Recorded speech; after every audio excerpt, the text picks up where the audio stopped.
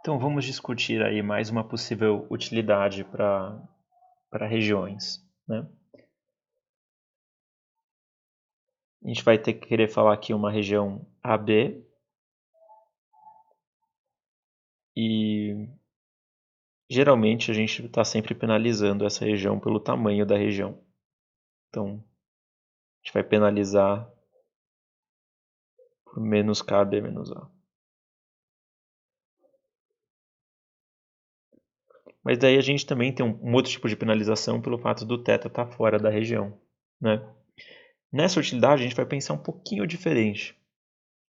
Então, um ponto muito importante dentro da região é o ponto médio dessa região, né?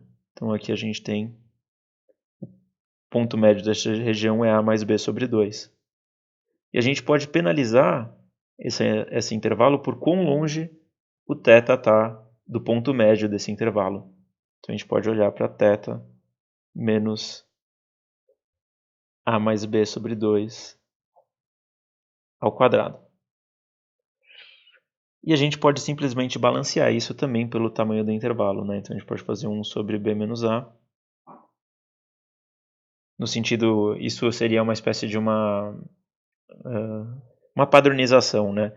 Para um intervalo não ser prejudicado simplesmente em função da escala dos valores do θ.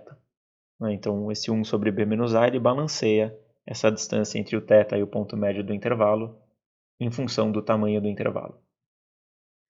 E a gente então poderia fazer, isso aqui é uma penalização, né? Uma penalização do mesmo tipo que a gente estava vendo, que quanto mais longe o θ está do intervalo, pior vai ser essa penalização, mas também uma penalização em relação ao tamanho do intervalo aqui. E daí a gente poderia tentar achar qual é o intervalo ótimo. Para a gente fazer isso, a gente vai usar novamente os mesmos passos que a gente viu nos vídeos passados. Então, em primeiro lugar, a gente vai calcular a utilidade a posteriori e a gente vai usar, que é a forma extensiva, né, do problema de decisão, e a gente vai determinar quais são os pontos A e B que maximizam a utilidade a posteriori. E esses são justamente os pontos ótimos. E para determinar esses pontos, a gente vai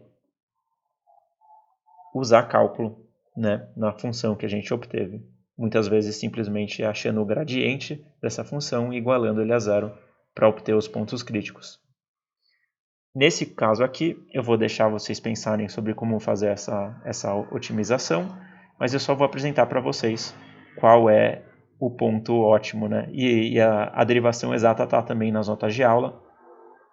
Então, se a gente fizer que a utilidade do intervalo AB é menos B menos A, né? Menos K B menos A, multiplicado pela distância entre θ e o ponto médio do intervalo, que é mais B sobre 2 ao quadrado.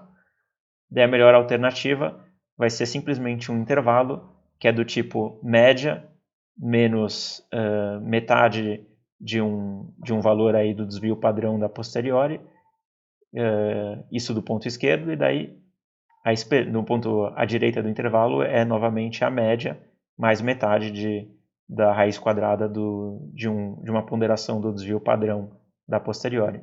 Então é basicamente do tipo a média da posteriori mais ou menos uma constante vezes o desvio padrão, que é uma coisa que também a gente vê várias vezes aí em outros cursos.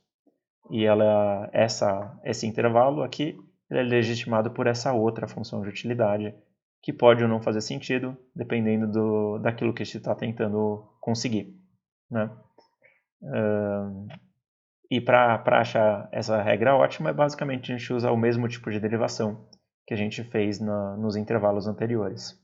E eu vou deixar isso para vocês completarem, para ver se vocês realmente estão entendendo como achar essas formas de obter o intervalo de credibilidade ótimo. Legal. Então, a gente viu vários exemplos aí de como fazer estimação intervalar bayesiano, e no próximo vídeo a gente vai discutir como fazer um tipo de estimação por regiões, que é uma estimação mais geral do que a estimação intervalar. Então, e se agora você pode em vez de dar um intervalo, você pode dar qualquer região do espaço paramétrico como sendo o seu estimador para os valores plausíveis do θ. Isso vai dar um problema um pouco mais geral e que a gente vai discutir no próximo vídeo.